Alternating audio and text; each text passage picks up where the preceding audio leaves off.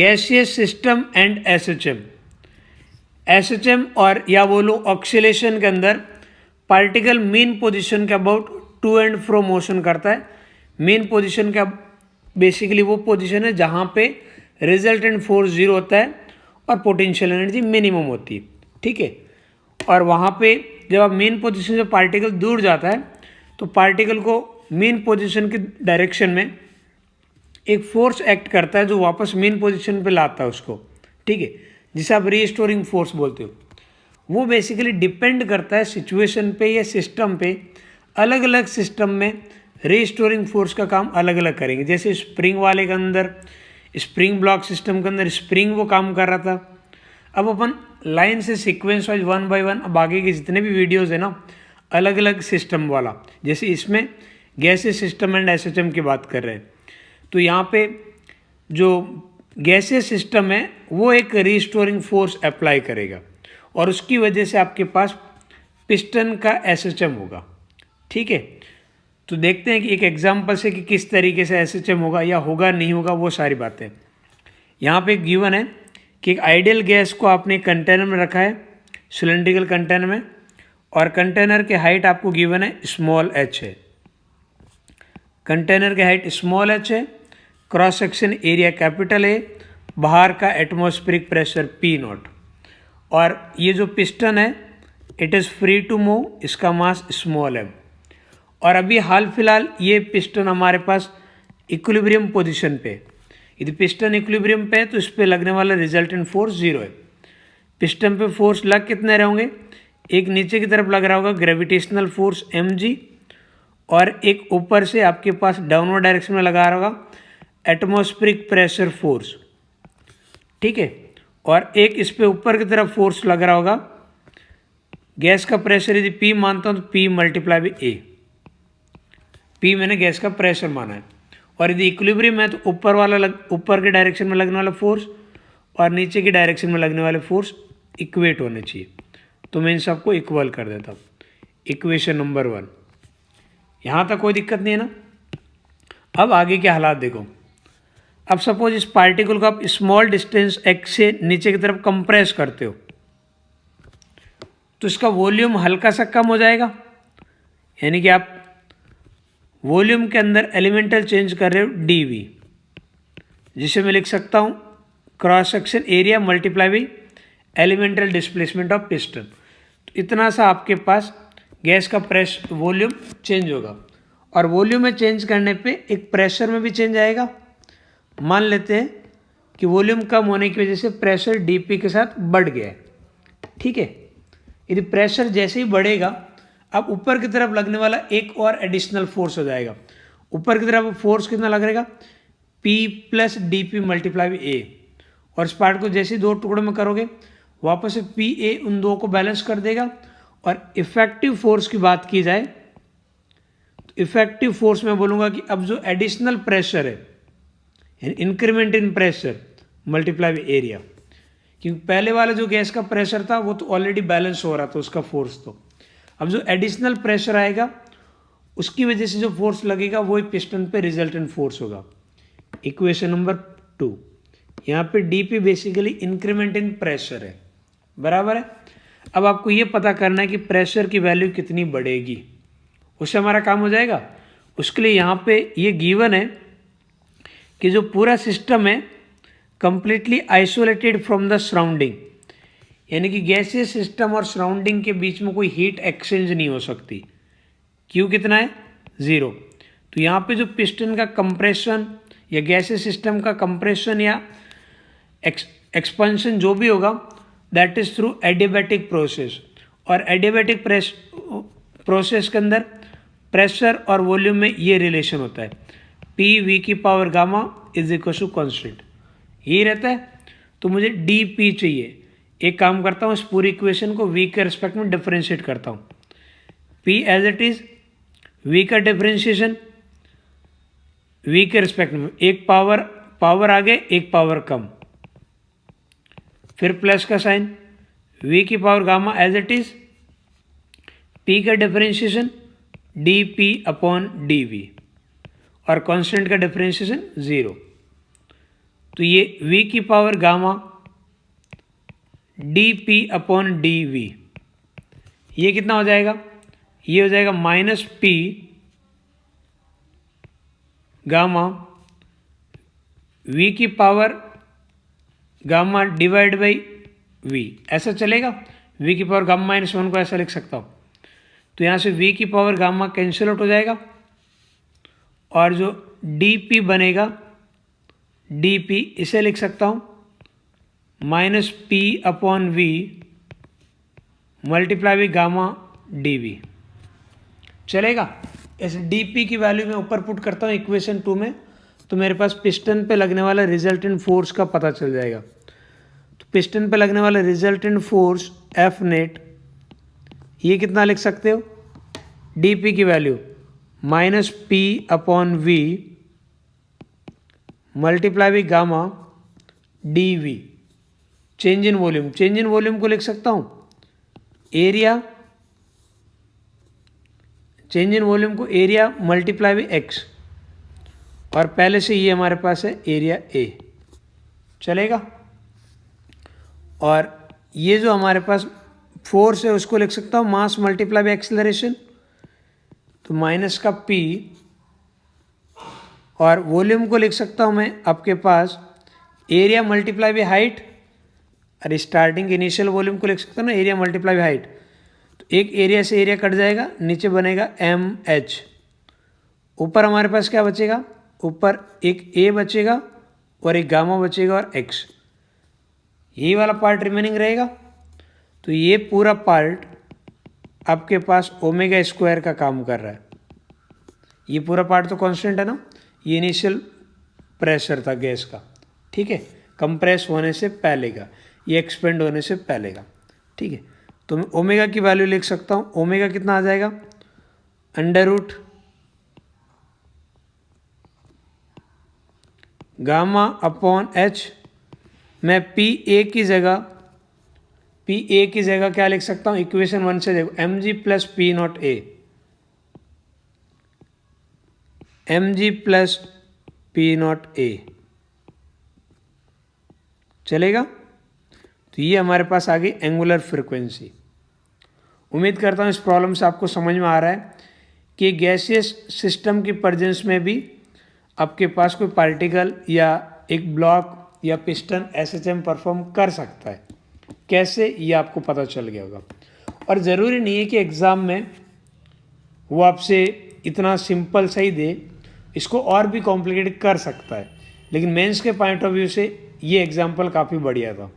यदि किसी को दिमाग की और कसरत करनी है तो उसके लिए हमारे पास एक और एग्जाम्पल है, ठीक है। इस प्रॉब्लम के अंदर गैसियस सिस्टम के साथ साथ 2 स्प्रिंग भी अटैच कर दी। तो बेसिकली अभी जो अपन एक प्रॉब्लम की है ना ऊपर वाली, इस प्रॉब्लम को एक पहले स्प्रिंग वाली प्रॉब्लम के साथ मिक्स करके दिया हुआ है, दोनों के कॉन्सेप्ट एक साथ इन्वॉल्व हो जाएंगे और फिर फाइनल आंसर आएगा। क्या दिया है, पिस्टन का मास कैपिटल M है, it is free to move, दोनों स्प्रिंग के कांस्टेंट गिवन है, और जो पुली P1 P2 है ये दोनों लाइट पुली, यानी कि इनका मास कंसिडर नहीं करना है। स्टार्टिंग के अंदर हमारे पास गैसेस सिस्टम का प्रेशर P0 और वॉल्यूम V0, इनकी ज़रूरत पड़ेगी, ये गिवन है आपके पास पहले से ही। और यहाँ पे एडिबेटिक कांस्टेंट कितना गिवन है, गामा, ठीक है। और ये बोला है कि सिलेंडर जो है ये एडिबेटिक सिलेंडर है, यानी कि जो प्रोसेस होगा गैस का वो वापस एडिबेटिक प्रोसेस होगा, तो आप एडिबेटिक प्रोसेस की इक्वेशन यूज़ कर सकते हो, कोई दिक्कत नहीं। और अभी ये पिस्टन हमारे पास इक्विलिब्रियम में है, और इक्विलिब्रियम से यदि आप पिस्टन को डिस्टर्ब करते हो, सपोज मैं पिस्टन को x डिस्टेंस नीचे ले जाता हूँ, पिस्टन को जैसे ही आप x डिस्टेंस नीचे ले जाओगे पिस्टन का वॉल्यूम चेंज होगा और उससे पिस्टन का प्रेशर चेंज होगा। और प्रेशर और वॉल्यूम के अंदर एक रिलेशन होता है एडिबेटिक प्रोसेस के लिए, P dP अपॉन dV, ये कितना आता है, minus P upon V multiply with gamma, यानी कि आप वॉल्यूम के अंदर dV से चेंज करोगे तो प्रेशर के अंदर dP से चेंज हो जाएगा, और माइनस ये साइन बता रहा है एक बढ़ेगा तो दूसरा घटेगा, ये इसका मीनिंग है, ठीक है। तो यहाँ पे इंक्रीमेंट इन प्रेशर कितना हो जाएगा, initial pressure divide by initial volume multiply by gamma multiply by change in volume. Volume के अंदर कितना चेंज हो रहा है, ए मल्टीप्लाई बाई एक्स, इतने से वॉल्यूम हमारे पास डिक्रीज हो रहा है। तो ये डिक्रीमेंट के लिए माइनस लिखूंगा तो माइनस माइनस प्लस हो जाएगा, या बोलूँ डी पी की जो न्यूमेरिकल वैल्यू है वो इतनी होने वाली, इतने से प्रेशर हमारे पास बढ़ जाएगा। और जब इतने से प्रेशर बढ़ेगा, पिस्टन पहले इक्विलिब्रियम पे था, अब पिस्टन पे एक फोर्स ऊपर की तरफ लगेगा। कितना लगेगा, वो लगेगा गैसेस सिस्टम एक एक्स्ट्रा प्रेशर लगाएगा, एक्स्ट्रा प्रेशर की वजह से जो फोर्स लगेगा डी पी मल्टीप्लाई बाई ए, बराबर है। लेकिन यहाँ पे नज़ारा एक और चेंज होने वाला, जैसे ही पिस्टन एक्स के साथ नीचे जाएगा, P2 वाली पुली भी एक्स के साथ नीचे आएगी, और पुली नीचे आएगी तो आपके पास ये दोनों जो स्प्रिंग है ना, ये दोनों के अंदर एक्सटेंशन आएगा। मान लेते हैं इधर वाले में x1 आता है, इधर वाले में x2 आता है, तो यहाँ पे एक टेंशन डेवलप हो जाएगी एक्सटेंशन की वजह से। मान लेते हैं वो टेंशन T है, ऐसे T टेंशन एक्ट करने लग जाएगी, और ये स्ट्रिंग एक ही है, इस तरीके से टेंशन T एक्ट करेगी। तो जो दूसरी वाली स्ट्रिंग जो पुली से अटैच है और पिस्टन से भी, उधर टेंशन हो जाएगी ट्वाइस ऑफ T। ये P2 को आप मास लेस है तो नेट फोर्स जीरो करोगे तो इस पर ट्वाइस ऑफ T नीचे लगेगा, इस तरीके से, ठीक है। यदि P2 पे नीचे लगेगा 2T तो पिस्टन पे ऊपर लगेगा, तो हमारे पास पिस्टन पे इफेक्टिव फोर्स कितना आ रहा है, ट्वाइस ऑफ T ऊपर की तरफ, और DP मल्टीप्लाई भी ये भी ऊपर की तरफ। ये आपके पास जब x डिस्टेंस पिस्टन नीचे जाता है तब ये दो फोर्स एक्ट करते हैं, दोनों ऊपर के डायरेक्शन में करते हैं। पिस्टन का मास है कैपिटल M, तो पिस्टन पे लगने वाला रिजल्टेंट फोर्स कितना हो जाएगा, पिस्टन पे लगने वाला रिजल्टेंट फोर्स ऊपर के डायरेक्शन में लग रहा है, देख लीजिएगा x के अपोजिट डायरेक्शन में लग रहा है। कितना लगेगा ऊपर की तरफ फोर्स, न्यूमेरिकल वैल्यू की बात करें तो twice of T plus DP multiply by A, और इन दोनों की वैल्यू पता चल जाएगी तो हमारे पास आंसर आ जाएंगे। दोनों की वैल्यू की बात कर लेते हैं, twice of T plus DP की जगह मैं लिख सकता हूँ gamma times P0 upon V0 multiply by A, तो ये बन जाएगा हमारे पास A² मल्टीप्लाई बाई x, चलेगा, ये हमारे पास रहेगा। और अब बस टेंशन की वैल्यू पता चल जाए, टेंशन और x के साथ क्या रिलेशन रहेगा, तो काम हो जाएगा अपना, ठीक है। इस डायग्राम को दोबारा देखो भाई, यहाँ पे पहले मैं कंस्टेंट मोशन से एक रिलेशन लिख सकता हूँ। क्या लिख सकता हूँ, पिस्टन जब x से नीचे आता है तो 2x लेंथ की ज़रूरत पड़ेगी, और ऊपर वाली स्ट्रिंग के अंदर, और एक स्ट्रिंग आपकी एक स्प्रिंग x1 से एक्सटेंड हुई है, दूसरी x2 से, तो दोनों का एक्सटेंशन मिल के आपके पास 2x के इक्वल आना चाहिए। एक रिलेशन तो ये, दूसरा जो टेंशन T है उसे मैं लिख सकता हूँ K1 मल्टीप्लाई बाई x1, या फिर मैं लिख सकता हूँ K2 मल्टीप्लाई बाई x2, क्योंकि एक ही स्ट्रिंग है तो दोनों स्प्रिंग के अंदर फोर्स एक जैसा रहेगा। यानी कि जो दोनों स्प्रिंग है ना, ये बेसिकली हमारे पास अभी हाल फिलहाल सीरीज में है, सीरीज में फोर्स इक्वल होता है ना, तो अब सीरीज कॉम्बिनेशन की भी हेल्प ले सकते हो आप चाहते हो तो, नहीं तो हमें ज़रूरत नहीं है। अब आगे देखो अपन इसको सॉल्व करते हैं। एक बार मुझे x1 और इसमें भी रिलेशन मिल जाए तो अपना काम काफ़ी आसान हो जाए। तो इसी पार्ट को मैं आगे कंटिन्यू करता हूँ, देखते रहिए। क्या लिख रहा हूँ, twice of x is equal to x1 plus x2 की जगह लिख सकता हूँ ना K1 x1 divide by K2, हाँ है ना, तो ये बन जाएगा K2 प्लस K1, नीचे हमारे पास K2 और इधर की तरफ x1, चलेगा। ये बन रहा है 2 टाइम्स x की वैल्यू, यही वैल्यू बन रही। तो यहाँ पे यदि मुझे x1 चाहिए तो x1 कितना लिख सकता हूँ, x1 की वैल्यू लिख सकता हूँ K2 2 times K2 divide by K1 plus K2 multiply by x, चलेगा। एक काम करते हैं, दोनों साइड से मैं K1 से मल्टीप्लाई कर देता हूँ। ये लो भाई, ये क्या बेनिफिट हो गया, ये हमारे पास T की वैल्यू मिल गई। टी की वैल्यू तो पहले से पता थी K1 X1 है, लेकिन मुझे x के टर्म्स में चाहिए थी और ये मुझे मिल गई। टी की वैल्यू यहाँ पुट करो तो हमारे पास नेट फोर्स कितना आ रहा है, रिजल्टेंट फोर्स को लिख सकता हूँ mass multiply by acceleration. Twice of T बोले तो 4 times K1 K2 divide by K1 plus K2, x common आ जाएगा, gamma times P naught A square divide by V naught, x common आ जाएगा। ठीक है, और इसे आप यदि वेक्टर फॉर्म में लिखना चाहो तो मैं लिख सकता हूँ ए वेक्टर कितना हो जाएगा, ए वेक्टर की डायरेक्शन x के अपोजिट है तो माइनस एक्स वेक्टर, ऊपर तो मैंने न्यूमेरिकल वैल्यू लिखी थी ना, तो ये पूरा बन जाएगा 1/M 4 times K1 K2 divide by K1 plus K2 gamma times P naught A square upon V naught. -x1 के अलावा जो भी ये पूरा ओमेगा है तो आपके पास एंगुलर फ्रिक्वेंसी ओमेगा कितना आ जाएगा, ये ओमेगा स्क्वायर है ना पूरा, ये आ जाएगा √1/M 4 times K1 K2 divide by K1 plus K2 plus gamma times P naught A square upon V naught. ये हमारे पास एंगुलर फ्रिक्वेंसी आ जाएगा।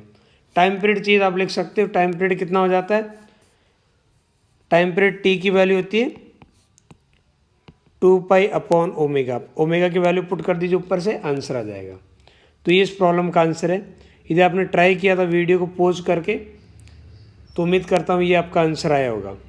यदि आप एग्जैक्ट इक्वेशन लिखते हो ना सारे फोर्स वगैरह तो थोड़ा सा कॉम्प्लिकेट हो जाता है और थोड़ा सा ज़्यादा वक्त लग जाता है। यहाँ पे यदि आप रिज़ल्ट को और बढ़िया तरीके से देखते हो तो यही वो रिज़ल्ट है जो सिंपल पिस्टन के केस में आ रहा था। ये वाला पार्ट आपके पास 2 स्प्रिंग वाले केस में आ रहा था जो अपन ने स्प्रिंग ब्लॉक सिस्टम पढ़ाया था उसमें आया था। ठीक है, तो उम्मीद करते हैं कि ये जो गैसेस सिस्टम एंड एसएचएम वाला पार्ट आपको बहुत अच्छे से समझ आया है। ओके।